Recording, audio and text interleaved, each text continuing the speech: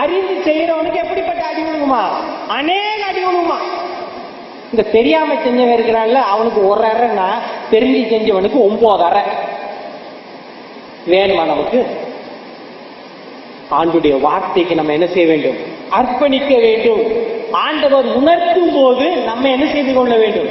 திருத்திக் கொள்ள வேண்டும். ஆலயத்தில் செய்தி கேட்கின்ற பொழுது, ஜெபிக்கின்ற பொழுது அந்த ஒரு குறிப்பிட்ட நேரத்தில் உணர்த்தப்படும். அப்ப மற்ற 4 பேர் நம்ம வீட்டில தான் இருக்கிறோம். வீட்டுல நம்ம பைபிள் படிக்கின்ற பொழுது கர்த்தர் உணர்த்துவார். சரிப்படுத்திக் கொள்ள வேண்டும். முடியாததை அவர்கிட்ட உதவி கேட்போம். உதவி செய்யுங்கன்னு சொல்லிட்டு, ஆண்டவரே என்னை கரம் பிடித்து நடத்துங்கன்னு சொல்லிட்டு முன்னேறுவோம், ஓடுவோம். நம்முடைய பரிசுத்த வஸ்திரத்தை நாம் இழந்து போகாதபடி நாம் என்ன செய்வோம்? நம்மை காத்துக் கொள்வோம். இந்த ரட்சிப்பின் வஸ்திரம் இல்லாவிட்டால், இந்த பரிசுத்த வாழ்வு இல்லாவிட்டால் பரலோகத்துக்கு நாம் போக முடியாது. ஒரு நாள் மறந்து போக வேண்டும்.